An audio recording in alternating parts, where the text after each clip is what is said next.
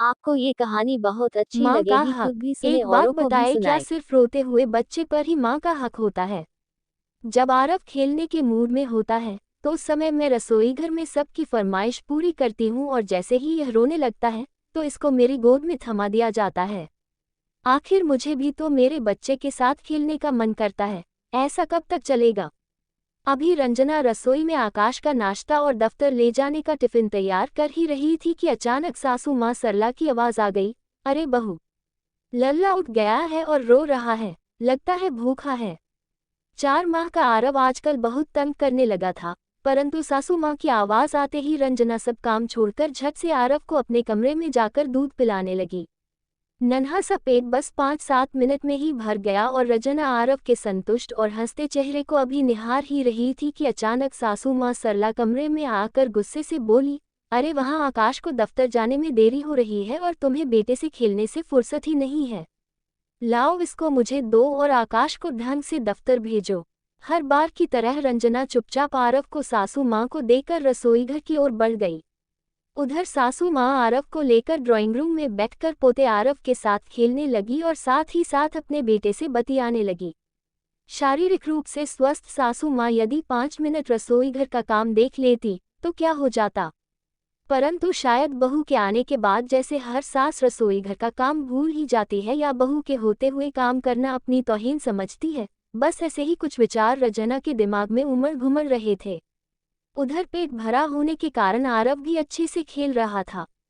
इतने में देवर और नंद भी कॉलेज जाने के लिए तैयार हो गए, तो उन्होंने भी रंजना को नाश्ते के लिए आवाज लगा दी। एक मशीन की तरह रंजना सारे काम कर रही थी। कल तो पूरी रात आरव की वजह से सो भी नहीं पाई थी, आजकल सर्दियों में रात में बहुत बार उठता था। इतने में नंद प्राची की आवाज आई। भाभी, लो आरव ने अपने कपड़े गंदे कर दिया, आकर इसके कपड़े बदल दीजिए। बस मम्मी जी का और अपना पराठा सेक कर आती हूँ प्राची, कहते हुए रंजना ने और जल्दी जल्दी हाथ चलाने शुरू किए।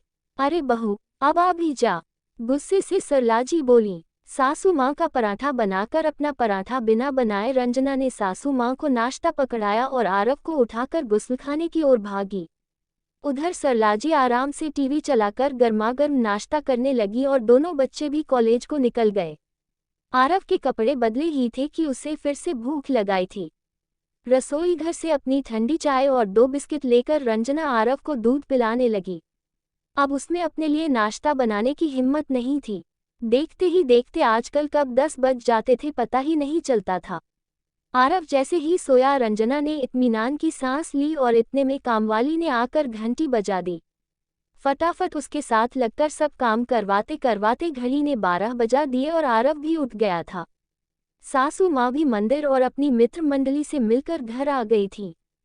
चल अब आरव की मालिश करके उसे भी नहला धुलाकर मुझे दे दो, सासू माँ ने आदेश दिया। आधा घंटा आरव की अच्छी सी मालिश करके नहलाकर उसको रंजना ने दूध पिलाया ही था कि आरव 2-3 घंटे के लिए सो गया। उसे सासू माँ के पास लिटाकर रंजना खुद घर के बचे हुए कामकाज करने लगी। दोपहर का खाना खाकर 2 घड़ी आराम करने ही लगी थी कि अचानक आरव उठ गया और फिर रोने लगा। बहू, देख इसको क्या चाहिए, कहते हुए आरव को सरला ने रंजना को थमा दिया। शाम को भी यही सब कुछ लगा रहा।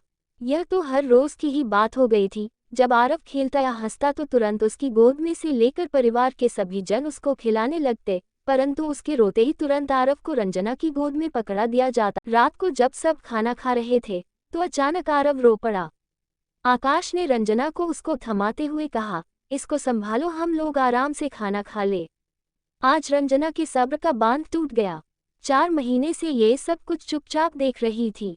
गुस्से में बोली, एक बात बताए, क्या सिर्फ रोते हुए बच्चे पर ही माँ का हक होता है?